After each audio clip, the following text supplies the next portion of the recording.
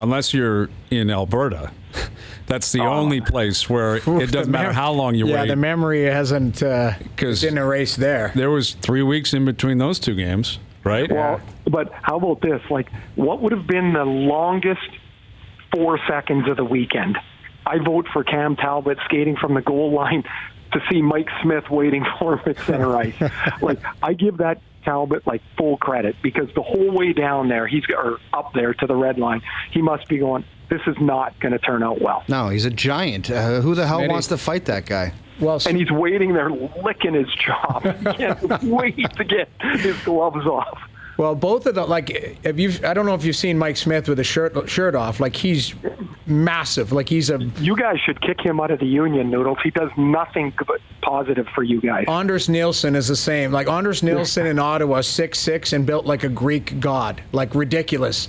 And Mike Smith is like that. Although Cam Talbot is 6'3", and shredded himself, it's just, it was... I loved it. I thought it was outstanding. 6'3"? Yeah, he is. He sure doesn't look he like didn't it say, when I will. Well, maybe because he was bent over. Yeah. I'll say this. It was, what time was that? Midnight on a Saturday night? Mm-hmm. I was standing, not sitting, standing in front of my TV, watching it. Well, this is the conundrum the NHL is dealing with, because they have to pretend that's not good for business. But it is. You know how many people said I love a goalie fight? It's the best. I don't know why. Honestly, that sells more than the McDavid goal on Riley. I firmly believe that. I firmly believe that. So I'll give you an example in our house, which, of course, it was much earlier, right? 9 o'clock, because it's back west. And so I'm watching the game. Cammie's sitting on the couch with me, and the kids are doing their thing. And so I go, yo, boys. And they see it. They poke up from what they're doing. They jump over the back of the couch onto the couch to watch. Mm-hmm. Like, they were into that. Now, the goals that went in and all that, they poked their head up, see the replay, and, they were doing their thing. But it was full attention. And I'm with you. It's like, I don't want to see fights, like, all the time, like there used to be when I started, or certainly before I got there. I don't want to see that. But I got to tell you, I was not. There's lots of Saturday games that I don't catch the second one because I get busy doing something and I watch it on tape or scan through it. I was not missing that Saturday game. No way. Did you give the boys a heads up when Shakira and J-Lo were on stage last night, or what? Okay, so I missed it because I was on a flight here. So Riley, who's 13, said to Cammie, like, I was trying to think who he thought should be out there instead. Somebody like a 13-year-old boy would like, right? Which was, because he's basically saying, who are these older ladies out on stage? And Cammie said, your dad likes these ones. Yeah, this is his wheelhouse. Your dad will tell you when he flies home why they were on stage last night. But you're right, man. That Battle of Alberta, late game out here in the East, and it was over quickly, or it felt that way. I guess Calgary kind of battled back in. It got to 4-3 at one point, but full credit to Edmonton. They showed up, and they're like, we're going to run David Riddick out of the net, which must have been very gratifying. Did you see, like, after the stick toss, and then he gets pulled after the fourth goal, and he's skating by the Oilers bench? I don't know if you guys... He got chewed. Well... Like, Draisaitl almost was crawling over the bench to be chirping him. Like, full credit to him, he was chirping back. But that's where... There's not much to say, though. That's tough. All I could think of if somebody was standing there on the ice as he's taking the walk of shame after he's been yanked is, man, it would have been nice to be standing on the ice and just throw your stick up in the air as he goes by. Just stand there and flip it straight up in the air.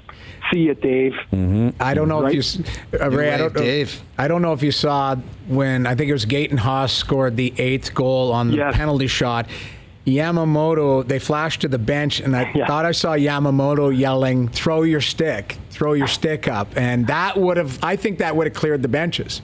That would have been outstanding. Back in the day. It might have, yeah, back in the day, if Gaten Haas scores the 8th goal on a penalty shot and does the David Riddick the stick toss, I think that we may have had ourselves a situation again. But back to a week ago, I still liked that he did it. I liked it for the entertainment of the game. It's another layer into all of this mess, right? That when the games are too clean and sanitized, they're just okay. There's got to be some conflict to it, and as soon as there's conflict, the game gets better. Well, we all know it. The first game on Saturday night is a perfect example. Leafs Ottawa. It was like watching paint dry for a lot of it. It was not a fun, entertaining game. Yeah. And the Leafs can be thoroughly entertaining when they're hopping and odd man rushes and entertaining plays. And if the opponent is countering, it can be thoroughly entertaining. I'm more than happy to see that. But when it's not, a little bit of vitriol, or it's not a Battle of Ontario. There's nothing. Ottawa's no different than any other team in the league when they roll through here. Too many guys from the Leafs, former Leafs on the Ottawa team. There's nothing there. There's no connection. And they're two teams at different ends of the standings and all that, which that factors into Calgary and Edmonton are right there battling it out. Yeah. But right, you can't call this a Battle of Ontario anymore. It's not. It's and not. Just like when in Alberta, when one team's way better than the others, it doesn't work. One of the reasons, Pennsylvania, Pittsburgh, and Philly is so good is because those teams seem to be kind of jumbled together a lot, and they can't stand each other. And I did this one series. It would have been 6 or 7 years ago, Philly and Pittsburgh. It was absolutely wild. Brezgalov was in one goal, and I don't know, I forget who wasn't stopping anything in the other Fleury. net. Was it Fleury? Yeah, they were winning 9-8. It was 9-8 games, was it not? It was incredible. Yeah, the first, and then in Game 7, Giroux lit up Crosby on the first shift, and it was wild. And I'm as I was watching Saturday, I'm like, oh man, how hard can we hope for Calgary and Edmonton? Because that's what it could be like. Mm-hmm. Well, let's hope, man. Yeah, there's a real opportunity. It was a good game. Yeah, it was a great 2 games. Yeah, the game right. on Wednesday night was great. The game on Saturday, Edmonton was always in control more so than the Flames were on Wednesday night. But it was there's some legitimate animosity. Yeah. And if it fires up every once in a while, fans are into it. And the league has to pretend like they don't like it or whatever. But quietly they're thinking this is amazing. This is what people want. People were that would whatever the viewership was or is on a normal game, if those two teams are banging heads 7 times, the numbers are way higher. Oh, it'll be outstanding. Yeah. Let's all hope.